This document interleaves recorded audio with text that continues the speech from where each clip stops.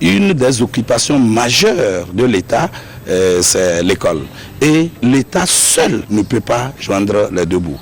Donc il faut dire que l'école privée, les privés représentent une grande proportion dans le monde éducatif. Ceci dit, les écoles privées, qu'elles soient confessionnelles ou laïques, occupent une place de choix dans le système éducatif togolais. Les établissements scolaires privés appuient le gouvernement dans l'éducation et la formation des citoyens. Aujourd'hui, l'on dénombre une multitude d'écoles privées à tous les cycles d'enseignement. Un effort des promoteurs qui sollicitent l'accompagnement des autorités en charge du secteur. Par exemple, il y a des écoles qui n'arrivent pas à réunir les fonds nécessaires pour payer les salaires jusqu'à la fin de l'année.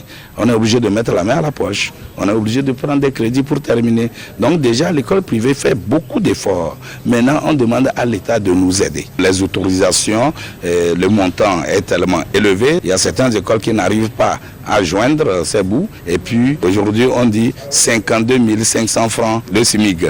Eh bien, les écoles privées, c'est vrai, ont des problèmes. L'enseignement confessionnel bénéficiait des subventions de l'État. Ça veut dire qu'on les subventionne à part des enseignants.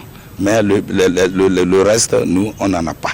Donc tout ça là, si l'État peut venir en appui, pourquoi pas. Certaines écoles privées ne répondent pas aux conditions requises pour exercer. Voilà pourquoi le ministère en charge des enseignements primaires, secondaires, techniques et de l'artisanat, dans un communiqué en date du 24 février 2023, demande aux promoteurs des écoles privées irrégulières de se conformer aux règles d'ici le 30 avril 2023. Les principes de l'État, c'est vrai que c'est bien dur, mais lorsqu'on ne respecte pas, vous savez, vous êtes sur un territoire, il faut respecter les règles de l'État. Pas seulement on va vous dire que pour avoir une école, il faut avoir une structure adéquate, par exemple les salles de classe. Mais quelqu'un qui prend les chambres, disons qui prend une maison avec des chambres de 4 mètres sur 4 pour en faire une classe, l'État dit non, les enfants ne peuvent pas rester dans cette salle. Mais est-ce que vous trouvez normal qu'on laisse cette personne continuer? Non. Autre chose, il faut avoir une autorisation de l'État avant de fonctionner. Mais à partir du moment où vous n'avez pas l'autorisation, une fois on vous relance, deuxième fois on vous relance, je crois que l'État est en droit de demander à cette école de fermer. Les établissements scolaires privés jugés non conformes verront leurs portes fermées à la prochaine rentrée scolaire. Cette décision s'inscrit dans le processus de réforme engagé dans le secteur de l'éducation. Elle vise à assainir et à réorganiser le système éducatif togolais pour une éducation de qualité. À ce jour, le gouvernement fait état de 1855 écoles privées légales, du primaire au lycée, sur l'ensemble du territoire.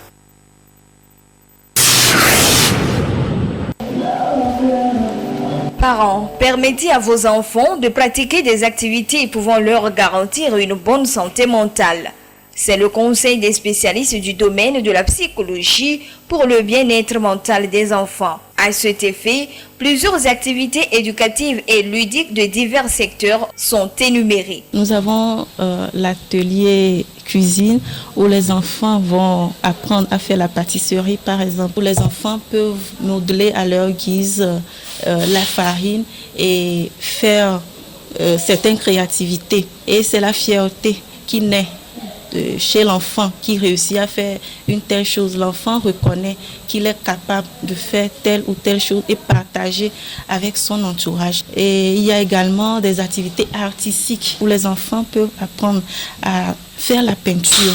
À travers la peinture, on peut également exprimer sa colère, on peut exprimer sa tristesse, on peut exprimer sa joie. On peut exprimer même des abus sexuels qu'on subit. Il y a des adolescents qui préfèrent faire des tatouages sur leur corps, qui préfèrent faire des scarifications sur leur corps, des automutilations pour exprimer leur douleur. Et ce n'est pas la bonne manière. Et nous avons également des bricolages, des perles. Et les enfants peuvent faire toutes sortes de créations à leur guise. Et ils peuvent découvrir et développer même leur talent à travers ces activités-là. Ces activités éducatives et ludiques ont des impacts positifs sur la santé psychologique de l'enfant. Elles peuvent, selon la psychologue Gamato, prévenir les maladies mentales et les crises d'adolescents. Ce sont des activités qui permettent aux enfants de reconnaître leurs propres capacités, d'avoir de l'estime de soi.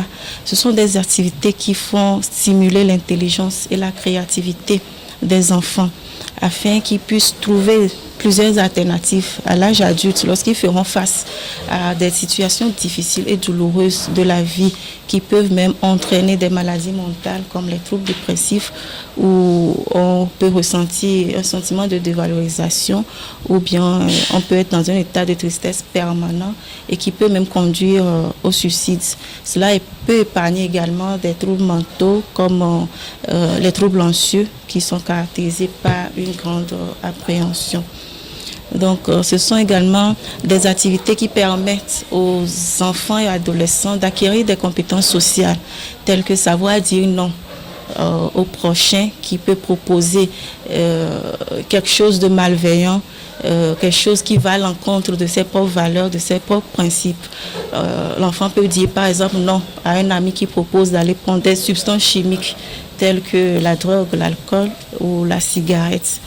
Donc, ce sont également des activités qui permettent aux enfants de pouvoir gérer leurs émotions, telles que la violence, la colère, la peur et les comportements agressifs, les comportements impulsifs et violents qui peuvent même conduire au meurtre, par exemple. Voilà pourquoi il est important que vos enfants pratiquent de temps à autre ces jeux dès leur bas âge. Référez-vous aussi aux spécialistes pour aide et conseils.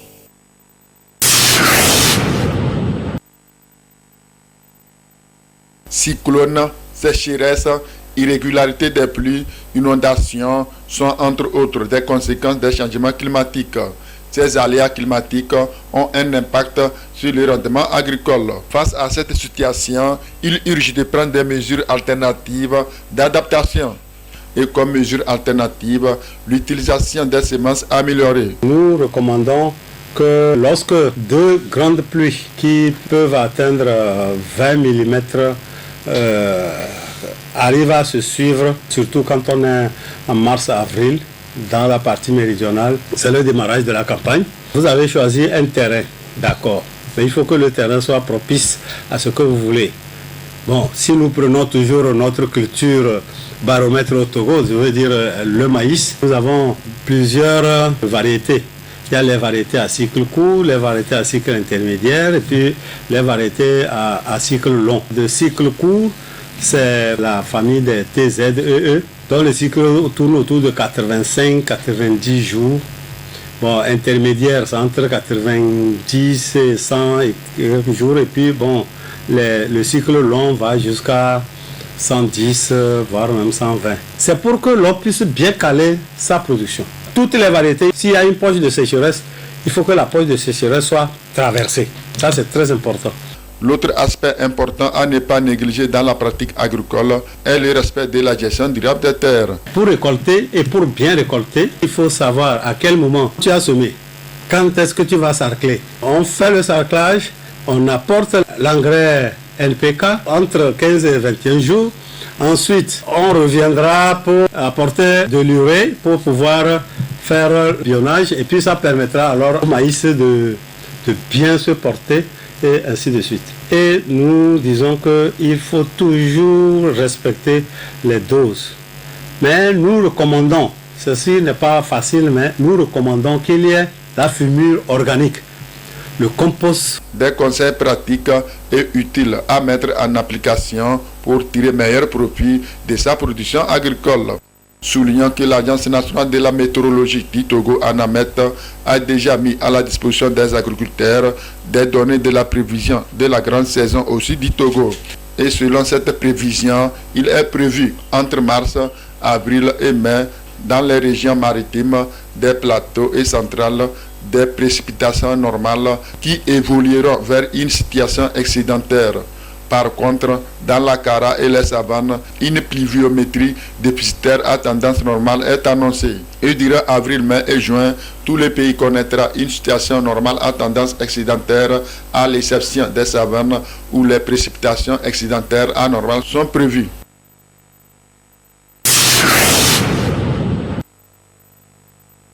de la fosse septique biophile en cours de construction dans une nouvelle habitation.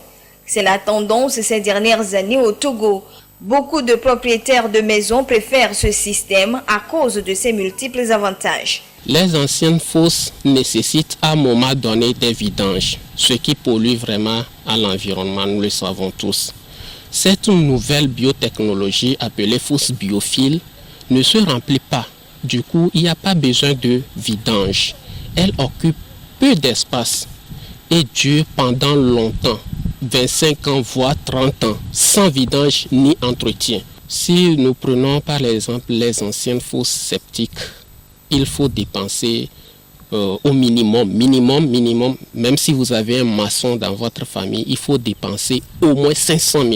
Mais cette fosse biophile, déjà avec 250, 220 000, vous avez une fosse qui ne va pas se remplir, qui ne va même pas dégager d'odeur, vous déranger à un moment donné. Et puis c'est dimensionné selon les besoins de chaque ménage. Ce système de traitement biologique des déchets issus des toilettes est d'origine ghanéenne. Il fonctionne d'une manière spécifique. Cette fosse est basée sur une biofiltration. Lorsque vous chassez les matières fécales viennent dans ce que nous appelons biofil ou bien biodigesteur. Une fois arrivé ici, l'eau est immédiatement séparée des matières fécales et l'eau va dans ce que nous appelons par le sokawe.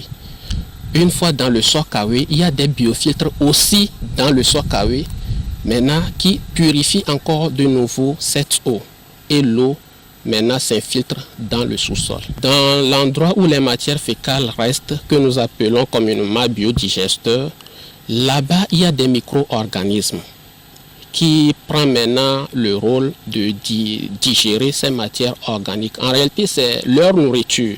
Lorsque vous envoyez vos matières fécales dans cette fosse, les micro-organismes vous remercient beaucoup parce que vous leur avez donné ce qu'il faut pour vivre. Aujourd'hui, la fosse biophile est reconnue par les Togolais et vraiment ils investissent beaucoup dedans. Plusieurs installations de ce système sont à l'actif du jeune Togolais Vincent Afangbeji. Un mécanisme biologique à encourager et à promouvoir pour le bien-être de la population et celui de l'environnement.